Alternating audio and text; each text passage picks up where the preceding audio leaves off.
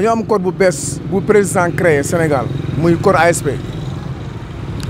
ñu nekk fi di liggéey pendant 9 ans amuñu intégration amuñu benn statut d'avancement suñu biir liggéey par la suite ñu créé benn mouvement boo xam ne dañoo amoon benn référendum bu ñu bëgg a yóbbul ci kër gouverneur pour jokk gouverneur mun na ko transmettre président parce que il est temps ñun dañoo déposer préavis de marche pacifique pas de grève ni de malfaçon loolu amul taaluñu pono sànni ñu xeer defuñu naka su dul noonu ñu dox préfet loolu pendant longtemps pour mu àggalo ñu marche bi mënu ko def gën nag démb ñun dañuy marche léegi pacifiquement dem gis gouverneur bu ñu jógee suñu bureau de coordinateur di dem dañoo dox 5 pas policiers yi sànni ñu ay lacrymogène par la suite ñu on a offensé ñu avancé xeexuñu ak ñoom dañoo offensé avancé ci ñoom ba biir commissariat ñu ne léegi tëj nañu ñu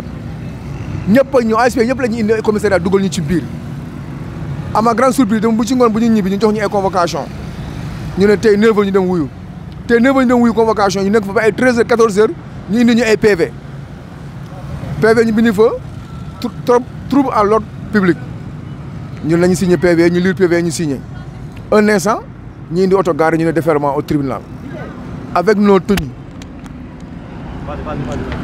Tenues les gens les ASP ils étaient en tenue correct ñi sol ay tenues ñi civilu ñëpp lañ dugal ci biir mag bi di xaar nag ordre procureur lu mu war a def ma foogoon ne président tey waroon na xewlu exemple ci Abdou Diouf moo fi créé GMI Abdoulaye Wade bu mu ñëwee dafa jox GMI motivation bu rëy ba tey GMI nekk GMI bu mag Sénégal foog naa tey Abdoulaye Macky Sall tey suñu créé woon ñu war na mën a benn effort bu rëy pour ñun parce que ñun fer ñu kaa sàcc ñu du ñu ay malfaiteurs du ñu ay agresseurs du ñu ay délinquants nous sommes des Sénégalais soo gisee ñu bàyyi comme suñu morom yi ñuy def di dox ay voyage clandestin immigration ci ay ndox di dee di dem ak a ñëw yooyu yëpp ñu xam ne c'est pas important moom moo ne jeunes yi toog leen liggéey am na fi mais ni soo ko liggéeyul da nga ko may avancement au moins mu yëg boppam ay responsable de famille lañu état bu mu waxee loolu dafa yàgg xam nga fin décembre bi lañ pare suñu contrat 8 ans yi fin décembre bi parce que contrat c'est des 2 ans renouvelables 2 fois on l'a fait donc nous sommes sur 9e année mais jàmbaar lu nga wax ne lii kii nag su jotee soo ko deful mu day wane boppam nag.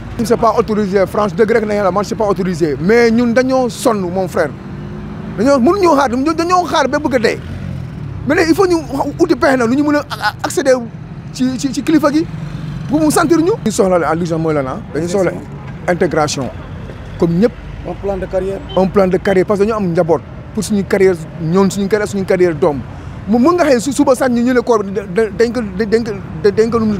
dañ ko limogé loo ci mun après nga liggéey 9 ans en l'air tu reprends à zéro dans ta vie mais loolu pertement la na président wax ak ñun lu ñu mën a dégg loolu mooy wax ji. depuis démb laa yëg bébé bi j'ai appris hier trop tard que ils ont fait ce mouvement d'humeur ils ont suivi tout de suite à partir de 16h qu'on m'a appelé pour dire que on a arrêté des frères des amis des cousins et tout au niveau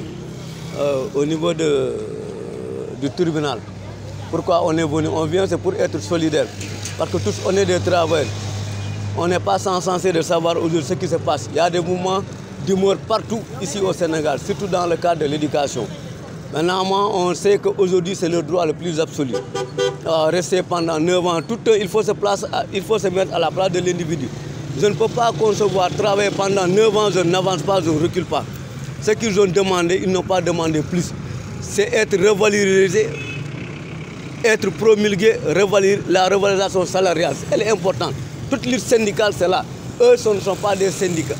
Ce ne sont pas des gars syndicalisés. C'est des frères qui sont là, ils sont dans la petite miette. Ils ne parlent pas. Mais aujourd'hui, vouloir dire, aujourd'hui, tout est cher. On a vu les denrées de première nécessité, tout est cher. Ah oui. C'est difficile par rapport à ça. Pourquoi on vient et on appelle à la compréhension locale d'abord, au niveau du préfet et au niveau du procureur. Ce qu'ils ont fait, j'ai demandé, on dit c'est trouble à l'ordre public. J'ai demandé, est-ce qu'il y a eu des cassures? Il n'y en a pas eu de cassures. Il faut qu'ils puissent pouvoir comprendre par rapport à ce qui se passe. C'est des gens aujourd'hui qui veulent avancer, qui ont longtemps servi, il faut dire la vérité, rien que la vérité, l'administration sénégalaise pendant 8 ans, dans tous les services, aussi bien la sûreté et la sécurité. Partout là où tu vas, tu trouves des ASP. accueillants, dignes et qui dégourdis pour pouvoir servir dignement leur localité. Par rapport à ça aussi, ils demandent à être revalorisés à leur titre. C'est pourquoi nous voulons et nous demandons au président de la République qui a instauré, parce que c'est son bébé à lui, les ASP, c'est le bébé au président Macky Sall. C'est son bébé, c'est lui qui a institué ce corps. Il demande à avoir un statut. Un corps qui n'a pas de statut tend à disparaître. On le demande solennellement. C'est le président de tous les Sénégalais, c'est ses fils, c'est ses enfants, c'est ses neveux. De grâce, il n'a qu'à penser, et je sais que lui, il le pense. On ne l'attaque pas. Il est sensible à sa population. Il n'a qu'à penser à ce code spécial qui s'est beaucoup donné et qui continue à se donner pour le bien-être de la population sénégalaise. Ça, on le demande. On demande aussi le père, le procureur, l'administration, l'autorité administrative qui se trouve être le préfet, qui aujourd'hui gère le département, d'être clément. C'est des pères de famille, ils n'ont pas demandé mieux. Ils ne demandent ce qui leur revient de droit, la revalorisation de leur salaire. Et on le demande, c'est un appel solennel. On est venu à leur sauver. De grâce, ce qu'on demande, de grâce, on leur demande. Vraiment, il n'a qu'à pouvoir comprendre cela et vraiment répondre à cet appel qu'on lui lance, à pouvoir les libérer, à pouvoir les laisser. C'est cet appel solennel qu'on est en train de lancer. Je crois que ça ne va pas entrer dans l'oreille d'un sourd. Vraiment, je vous remercie.